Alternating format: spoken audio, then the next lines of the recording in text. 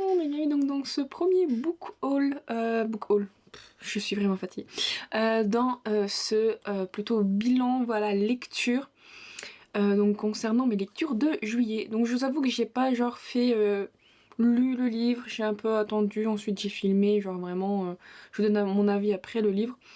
Je vous avoue qu'en fait parce que j'ai beaucoup d'audio en juillet, donc je les ai enchaînés et donc automatiquement je me suis pas posée, il y a pas. En plus il y a des livres, je ferai bien une vidéo spéciale plus tard. Et puis bon ben voilà, bref, je sais pas encore comment trop faire ce genre de vidéo, mais je trouve ça quand même un petit peu plus simple de faire voilà une grosse vidéo un peu bilan. Donc je pense qu'on l'avez constaté au début de la vidéo, en fait voilà, je me suis refait ma couleur, tout simplement parce que voilà, je ne voulais plus faire de une couleur dans les tons rouges, ou en tout cas tout simplement me colorer les cheveux. Et le truc c'est que bah soit j'attendais que ça repousse, et le problème c'est que c'est ce que je voulais faire au début, mais arrivé à un certain moment donné on voyait trop la démarcation, que ça commençait vraiment à me gêner, et je trouvais que, on va dire ça comme ça, mais c'était pas très joli, je ressemblais trop à rien. Et donc avec mon chéri on a regardé pour une coloration, on a pris la couleur qui correspondait à peu près le plus, donc comme j'étais brune, donc voilà, j'ai choisi donc cette coloration. Normalement si ça repousse je ne devrais pas avoir une trop grande démarcation qui serait vraiment gênant, donc bon. Bref, on verra bien. Alors, en ce qui concerne mes lectures, je vous avoue que ça a été très en dents de scie. J'ai continué la série donc Bigoudi et Petites Enquêtes de Naël Charles.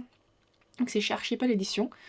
Du coup, comme j'avais, je crois que j'ai encore, c'est juste qu'à ce moment-là, j'avais un abonnement Audible de 99 centimes, donc ça valait vraiment le coup. Et en même temps, j'avais le Amazon Music. Pardon, quand on a l'Amazon Music, en fait, on peut avoir du coup un livre audio en plus. Non, en plus. C'est qu'en fait, l'abonnement permet d'écouter la musique et avoir un audio un peu comme Spotify, sauf que je trouve ce qui est mieux, c'est que Spotify c'est 12 heures, tandis que ici, Amazon Music c'est le livre. Donc déjà, si par hasard lui fait 26 heures, on n'est pas bloqué à attendre 3 mois, je dis 3 pour exagérer, mais si par exemple s'il faisait 28 heures, bah on est obligé d'attendre 3 mois pour à chaque fois pouvoir continuer les 12 heures d'écoute. Donc c'est bien, c'est un livre, on prend un livre et dès que la date de paiement est passée, on peut continuer à garder le même livre, mais je crois que c'est considéré comme pris en compte, on peut changer le livre, on peut plus reprendre l'ancien. Et donc du coup grâce à ça, j'ai pu en fait tout simplement dégommer, là même si j'ai pas totalement fini, justement la série Bigoudi Petites Enquêtes. Donc j'ai écouté le tome 2, 3 et 4 et les numéros que je ne connais pas. Et du coup c'est vraiment une série que pour le moment j'apprécie énormément. En plus j'avais ralenti à cause de pas à cause de ma belle-mère, mais je sais qu'elle aussi elle aime bien cette série. Elle m'avait passé le tome 2 en voulant être sympa. Le problème c'est que ben c'est pas la même chose entre l'audio et un livre physique, il faut que je me pose un peu plus, tandis que l'audio je peux partir droite à gauche, des fois je le mets dans la voiture et tout. Donc bon bref. Et globalement voilà, ces livres, c'est... Le tome 1 est un bon coup de cœur, voilà, découverte et tout. Et ici, c'est plus forcément des coups de cœur parce qu'il y a plus de côté découverte. C'est plus ici, voilà, des 4, 4,5 en fonction de l'enquête, en fonction de ce qui est dit. Donc voilà, bon, je vais pas en parler plus que de raison. Et voilà, c'était vraiment des très bonnes écoutes. Après, en audio, j'ai enchaîné avec un... comment dire, franchement, un livre... Pas que je regrette, mais déjà le tome 1, qui est tout simplement Twisted Love. C'était une écoute pas mauvaise, mais bon, disons que voilà, je m'en serais peut-être passée. Je me suis dit, bon, des fois les premiers tomes peuvent être parfois un faux départ. Je me suis dit, je vais quand même tenter le coup. Du coup, j'ai tenté Twisted Love, tome 2, Games. Donc c'est de Anna Wang, donc chez Hugo Roman. Et comment dire, alors, je vais pas dire que c'était nul, voilà, chacun a ses appréciations, mais disons que, en fait, déjà, comment ça s'appelle, la manière dont c'est raconté, donc ça s'expliquait tout de suite que, tout simplement, on a ce qui se passe, par exemple, vu que les événements, on reprend pas les événements qu'il y a dans le tome 1, donc on a justement le changement de garde du corps qu'on voit dans le tome 1, ce qui se passe un petit peu après, les moments importants vers la fin du tome 1, et ensuite un peu après et tout. Et disons que je sais pas, j'apprécie pas du tout, autant j'apprécie pas trop mal le personnage principal féminin, mais encore sans plus, j'ai beaucoup de mal avec le personnage le personnage masculin. Le fait que malheureusement elle essaie de reprendre, il y a une certaine ellipse, et du coup avec les certaines ellipses, quand on est dans l'écoute, on se rend pas forcément compte, même des fois à la lecture, ça peut dépendre, mais on se rend pas forcément compte de ce qui s'est passé, de vraiment le teneur aboutissant des sentiments, et voilà, les sentiments tout simplement, j'arrive pas à y croire. Donc du coup, automatiquement, les personnages sont bof, l'intrigue, je la trouve pas terrible, enfin moi en tout cas, elle m'a pas tenue en haleine, elle m'a pas fait accrocher. L'écriture, je la trouve, s'il y a quelque chose qui passe pas. Et du coup, d'un moment, j'étais en mode, vraiment, j'ai l'impression qu'on me parlait et que ça me faisait chier qu'on me parlait, quoi. Donc l'écoute m'embêtait fortement. J'arrivais pas à accrocher, j'étais presque en mode, mais j'en ai rien à faire de ce qui vous arrive, en fait. Et quand j'ai eu cette pensée, je me suis dit, waouh, en fait, je suis en train de me forcer à écouter un livre. Ça ne va pas, ça ne me plaît pas. En plus, comme une con, j'avais pris le tome 3 un petit peu trop rapidement. Bon, j'ai pu réussir par un miracle, mais je pense que je ne sais pas pourquoi. J'ai pu me faire rembourser de ces 2 livres et me prendre, justement, j'avais pris les autres bigoudis, qui du coup je ne regrette en aucun cas. Je suis contente d'avoir pu faire cet échange.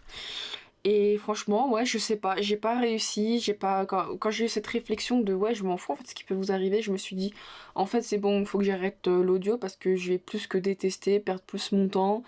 Et si je dois revenir en arrière parce que j'arrive pas à accrocher, c'est pas la peine. J'avais vu des commentaires comme quoi le tome 2 est mieux, machin, que du coup un peu plus. Je ne sais pas, franchement, déjà le premier tome, même si pas mauvais, je sais pas, j'ai quand même du mal. Là, j'arrivais pas, j'étais vraiment en mode non, c'est pas la peine. Je sais que des fois, un livre, en fonction du mood qu'on a, on n'a pas forcément la première appréciation et tout, mais là, je me dis peu importe, non, c'est pas la peine. Donc, malheureusement, celui-là, j'ai DNF. Autant Bigoudi, voilà, j'ai pas précisé, mais je crois que ça doit être à 4,5.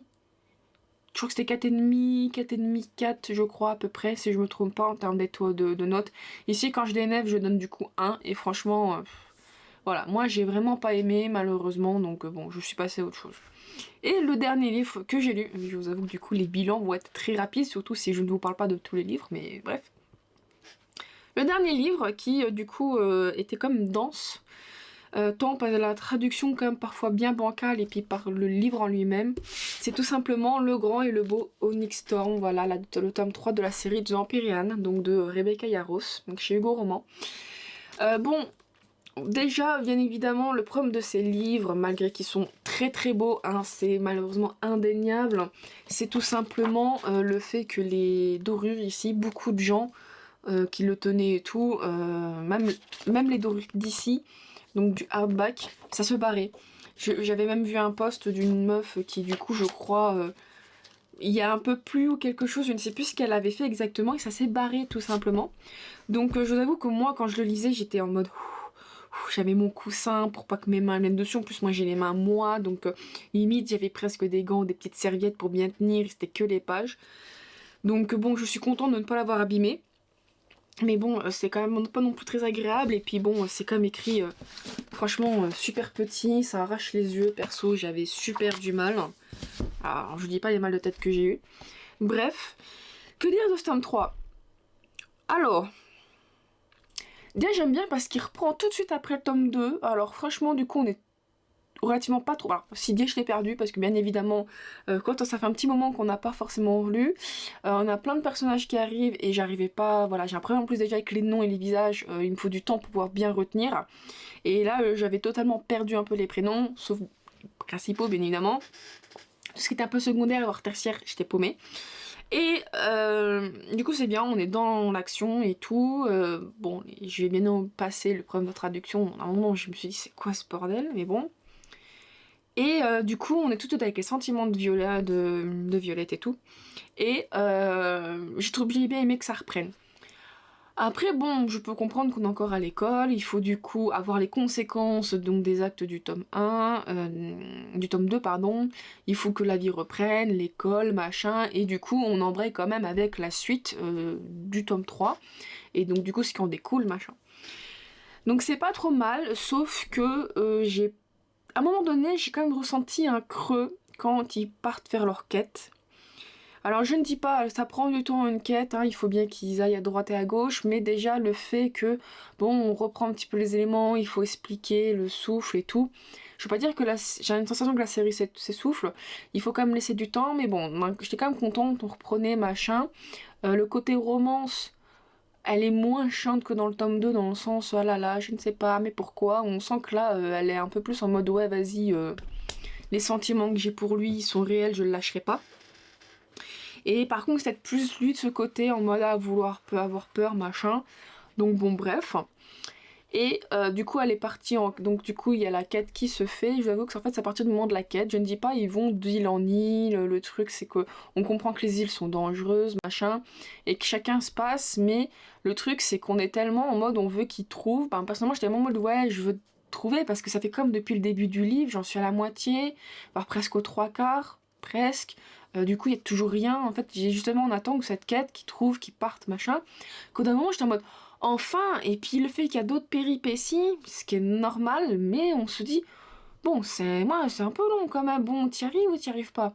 Et bon, quand il y a le bout de la quête, bon, je vais pas essayer de spoiler, mais voilà, du coup, il y a le retour au bercail, hein, même qu'on réussisse ou qu'on ne réussisse pas une quête, dans tous les cas, on retourne au bercail. Et ben là, du coup, bercail, il y a machin, bidule chouette, en finalement... la venin et tout qui était auprès de qui du coup surveillait attentivement. On se pose des questions de comment elle peut surveiller attentivement, savoir où est Violette, machin, donc on se pose vachement des questions. Et bah, avec la grande bataille finale qui, je trouve, à cause des différents points de vue, même si le but c'est de se rendre compte que chacun n'a pas forcément la même bataille entre notre héroïne, du coup il y avait Imogen, Xaden. On se rend bien compte que chacun mène une bataille différente, avec un front différent. C'est juste qu'au d'un moment, j'avais une sensation que ça essaie de tirer un petit peu en longueur à la fin. Mais bon, ça reste quand même une bataille finale prenante. Franchement, voilà, j'ai pas lâché. Et à la fin, je pense comme beaucoup, alors j'ai pas forcément pleuré, dans le sens assez émouvant. J'ai été émue, mais j'étais franchement en mode aussi un peu dans l'incompréhension. Je pense qu'on est toutes un peu dans l'incompréhension de pourquoi, mais qu'est-ce qui se passe. Et en fait, c'est pas genre comme dans le tome 2, on se dit ouah, il y a un truc, machin, oh là là, qu'est-ce qui va se passer. Là, on se dit mais pourquoi ça s'est passé. Et on veut juste et je trouve que c'est pas les mêmes interrogations, on n'a pas les mêmes attentes à se dire mais merde, c'est quoi cette fin, pourquoi on peut pas nous abandonner là, parce que je peux pas trop expliquer à la fin, mais on s'est dit mais c'est pas possible et on doit attendre le tome 4 dans peut-être 2 ans, dans le meilleur des cas. C'est en VO, parce qu'en VF, je vous dis pas que excusez-moi, mais Hugo, ça n'a pas l'air non plus d'être des gens intelligents qui font ça par la passion, hein, bien évidemment. Je suis désolée, j'ai l'impression qu'on va attendre ça dans 3 ans. Bon, on aura peut-être le temps de relire, j'aurai peut-être le temps de relire, même tout le monde aura le temps de le relire, mais j'étais en mode, mais non, il faut la suite, les gens, on peut pas laisser comme ça.